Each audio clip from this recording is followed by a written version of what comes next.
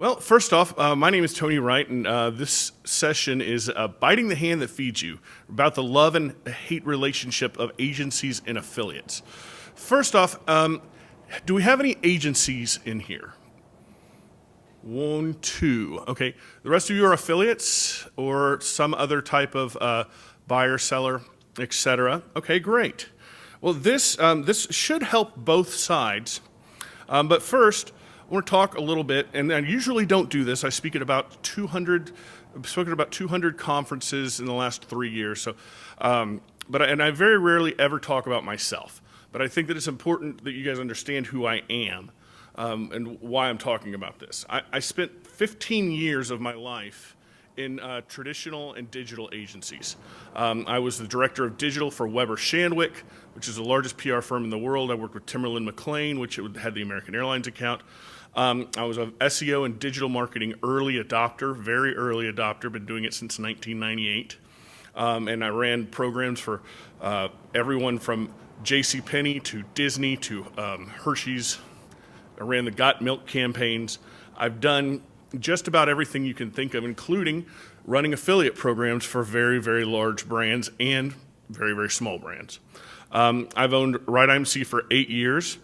I'm not really as well known in the affiliate space because mostly what I do is I help companies run affiliate programs, which is not a real sexy position.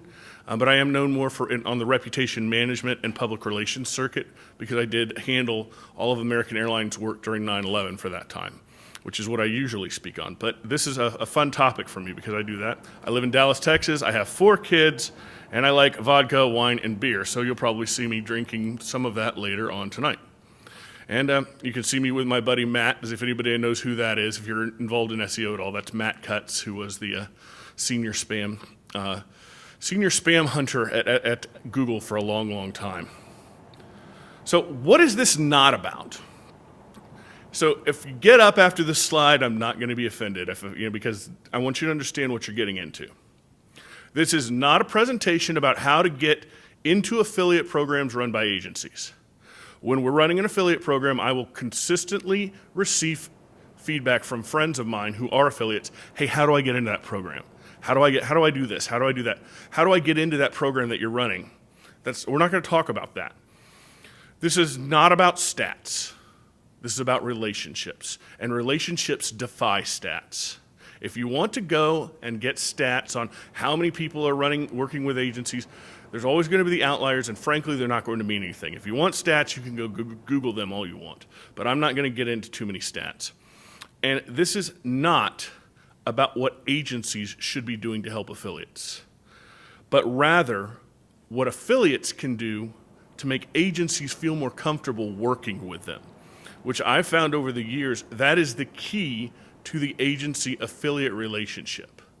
If the agencies are not comfortable working with the affiliates, they will pull the affiliate program or make it untenable for the affiliate to work within that particular program. So, why do agencies mistrust affiliates, especially larger agencies and larger brands? I think we could all probably put on our thinking caps and think of a lot of different reasons. Just like the SEO space that I love, the affiliate marketing space doesn't always have the greatest reputation. There's a kind of a feeling out there that the affiliates are trying to rip me off. They're trying to take every dime that they can get from me as an agency or even as just a marketer trying to run an affiliate program. Give them an inch, they'll take a mile. That's what's going on. And everybody needs to make money, and everybody's idea of what is fair is different.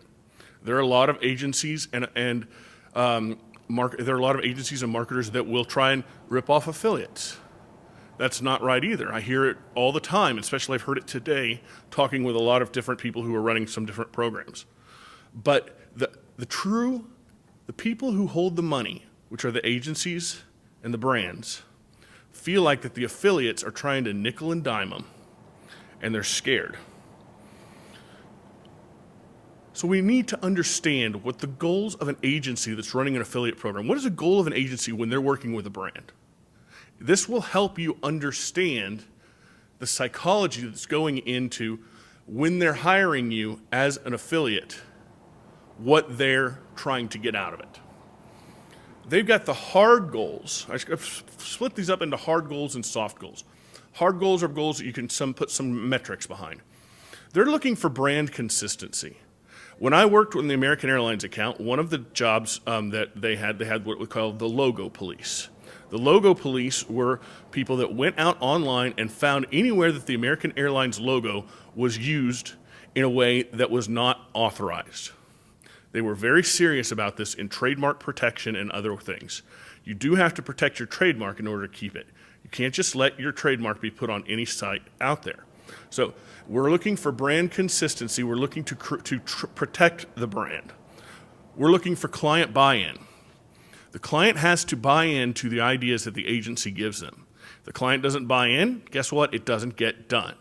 So they have to make every pitch that an agency does. The pitch doesn't stop when you win the business. That's actually when the pitches really start, because clients have to have buy-in to what you're doing or it doesn't get done. ROI. Increasingly, especially in the digital side, I have to show something for every dollar that I put in. Every dollar that I put in, I've got to know what's coming out. And it's funny because I have clients that will run television and say, we have no idea what we're getting. But if I run an affiliate program, I need to know we spent X amount of dollars on this affiliate program and we got X amount of dollars out. SEO, PPC, banners, whatever. I've got to know exactly what that is. And sometimes it's very hard to tell that, especially when there's multiple touch points on a campaign. Return on ad spend, same thing. I've got to know if I spent this much on my affiliate program, what were my margins and what am I looking at? What is the ad spend that I'm spending there? What am I going to get out of that? ROI and ROAS are very similar, but ROI takes into account margins and how much we're paying the affiliates. When the return on ad spend takes some of that out of there, a little bit easier to calculate. But I'm also responsible for budget management. You know, if you as an affiliate are, say we're running a quarterly budget, right? And the affiliates are bringing in $15,000 for that quarter of money that we've made. But my PPC program has brought in $40,000. And then I'm saying, gosh, we got to finish the quarter strong. Is there a chance that I might cut the affiliate program and move some of that budget over to the paid search program? Yes, there is. As an affiliate, your job is to keep the lines of communication open onto why it may not be showing, if it's too early. Are there things that we need to be doing that we're not doing? How can we make this a more profitable program for the agency and the brand? And that, as an affiliate, is your job. If you want to keep making money, you've got to tell the agency, and therefore the brand, why what you're doing is going to either short-term or long-term be more profitable for them rather than hit them down the road as they've got other channels that are doing better.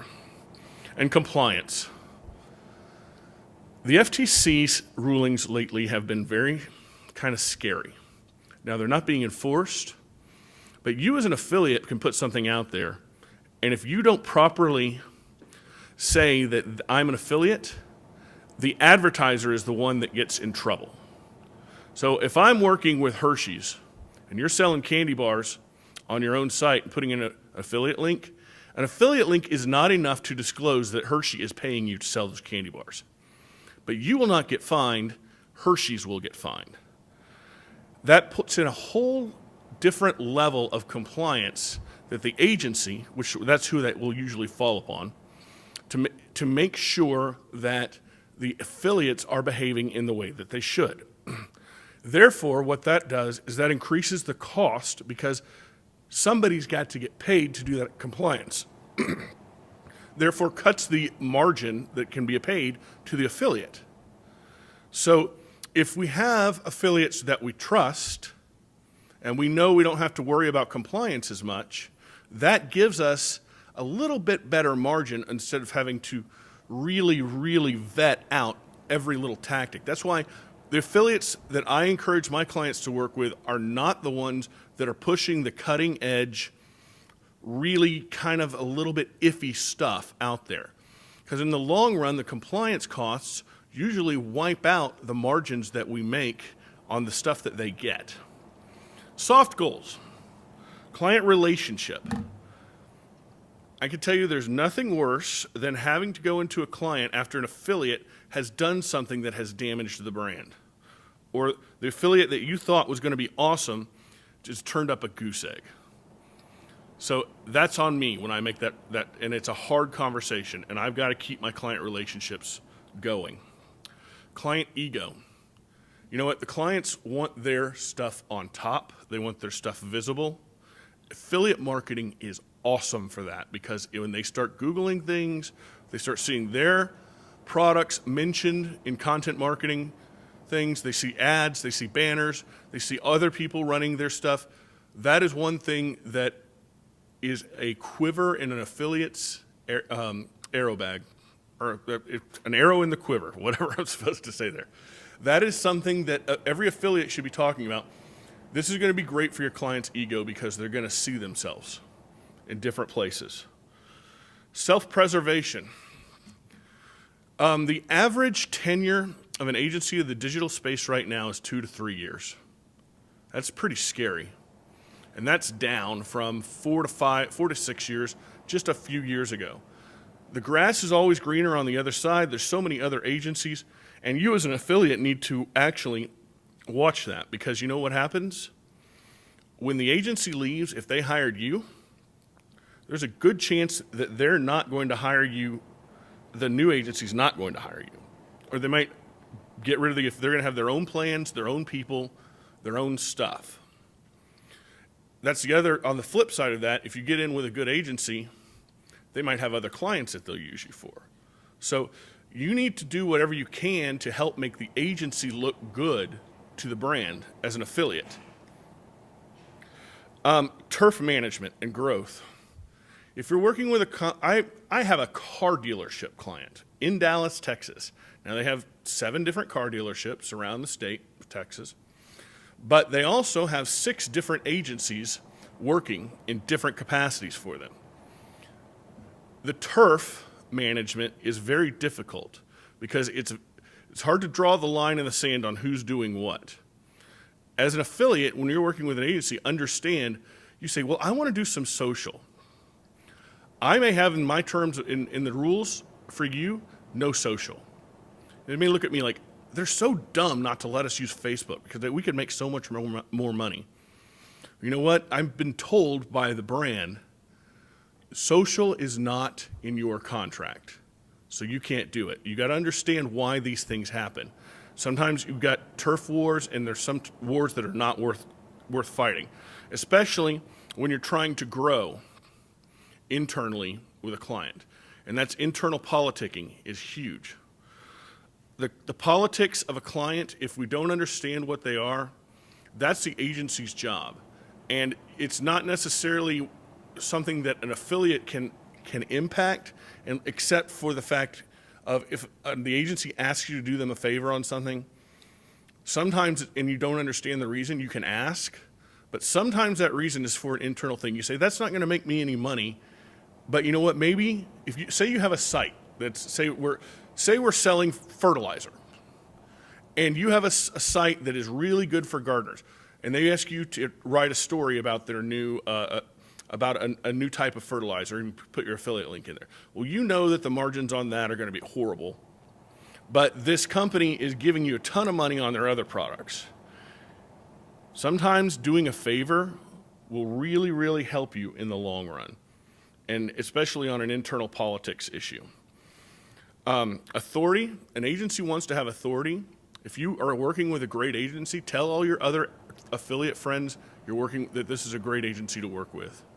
We want to be known from an agency perspective as the good guys, as good agencies, people that do good work. And the other thing we work at as an agency is becoming indispensable. We need to work to make sure that our clients can't do without us. And by you running an affiliate program that is spot on, that helps us do that as an agency. Agencies are interested. Now, they're far behind, but they're very interested in the affiliate space. Paying for leads and sales, that's like every agency's dream. If I can just pay for the leads and the sales, that's like instant ROI. That's amazing. They love to show their clients ultimate ROI. You know what? You gave me $1,000 and I went and I got you $50 a lead for that $1,000 you gave me, which is the target number you gave me. If I can do that, I'm golden with the client. And that's what affiliate marketing can do if it's done right. I've never met an agency that didn't jump at the idea of affiliate marketing right off the bat. They love it. Agencies love affiliate marketing. Until, well, affiliates do have that reputation. Agencies are scared of losing control. If you are working with an agency and the brand comes directly to you and says, you know what, we may want to just work with you and kind of cut the agency out, it happens. Happens a lot. Your best thing to do in that situation, go to the agency, tell them what happened with the brand, and say, look, what do you want me to do? Here's what I suggest. Perhaps you were taking a cut on this already. Why don't I'll take a bigger cut from the brand and cut you back in a little bit. You won't be making as much money. I'll be making a little bit more, but that way at least you don't lose everything. They may say no. But I found that's the best way to handle that because it doesn't burn your bridge with the agency. If you go and take that job directly from the brand, you will burn your bridge. Absolutely, indefinitely, you will never work with that agency again, especially if I'm the agency owner. Never work with that agency again. Agencies are scared of getting ripped off. Most agencies don't understand affiliate marketing very well. My agency does understand it pretty well, but even then, we're not up to, I actually have a couple of guys that work with me that have their own affiliate management companies that I consult with. We had one client come in that had no rules. Well-known client. They thought their affiliate program was bringing them in a ton of money. It was. But you know why? Because they were allowing affiliates to get paid for running Google ads on their brand name, which they had spent tons of money getting out there. So say the brand, I'm not going to say who the brand was. Let's say the brand was milk. Well, for 5 cents, you could buy the term milk. And everybody who was looking for that was looking for milk. So they clicked on it and went in and bought through an affiliate code. When we looked at that and saw that 80% of the affiliate revenue was coming from branded terms, we knew their affiliate program was nowhere near the success that they thought it was. They're still running an affiliate program, and it's still not as successful. It will never get to that amount of success. But the affiliates were ripping them off. As an affiliate, you need to know these types of things. I mean, yes, the money is good, but do you take that gravy train at the expense of future business? That's an ethics question you have to ask yourself. But from an agency standpoint, that's one of the reasons why we have to spend money and brands have to spend money working with agencies and affiliate managers who know what they're doing. Most agencies don't understand the technology. I mean, we'll go to ShareSale or somebody else to manage that technology. I don't know very many agencies that have their own technology in place. We don't understand how it works. We don't understand what needs to be done in order to set up an affiliate marketing program. Those of us that do, we still have to keep, it changes all the time. We have to keep up with it. We have to keep going. And agencies are scared of cannibalization. They're scared that if you're running PPC and the brand is running PPC, how do we make sure that we're not stealing from each other? But they're also really, really worried about the bastardization of their brand. Remember how I talked about the logo police at American Airlines? When you're putting stuff out there that is somewhat, and especially with the FTC guidelines where you have to disclose that you're being paid by this company, you all of a sudden become an extension of the brand. If you do something, God forbid, maybe on social media, say you make a racial slur on social media, or you do something dumb that gets national attention. You go kill a lion in Africa. You want to know something? You're an affiliate for someone, you go kill a lion in Africa, all of a sudden that company has a brand crisis because one of their affiliates killed a lion in Africa that they didn't even know about. There's nothing in any affiliate handbook that I know of that says if you kill a lion in Africa, you can't be an affiliate. Those are the types of things that keep us up at night, though, because there's no way we can predict that.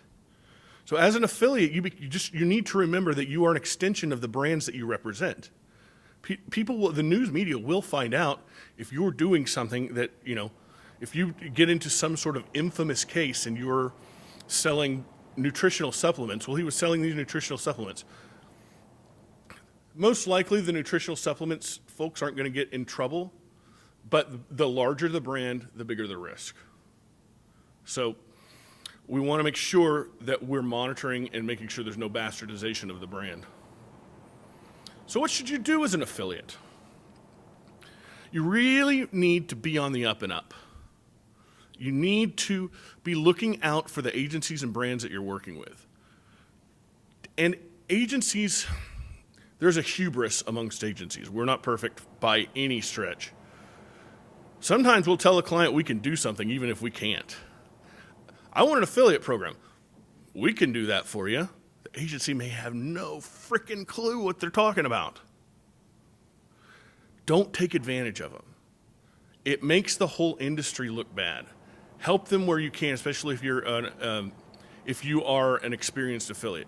Direct them to people who can help them. Writing affiliate policy is not easy. I've done it a lot, and I'm not a lawyer.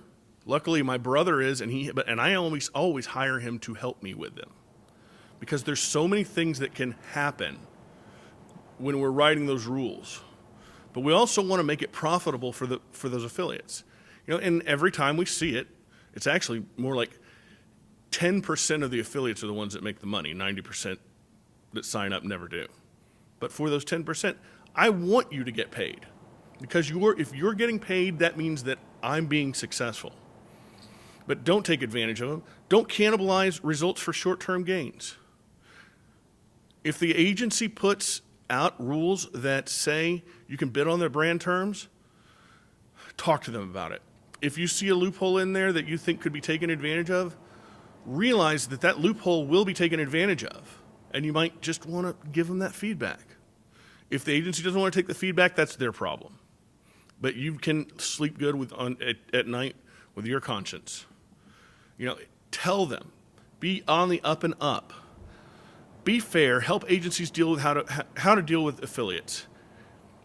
If you see the rules, if you have a chance to help them write the rules or things that you think would be, the rules come out and you think something is unfair, communicate.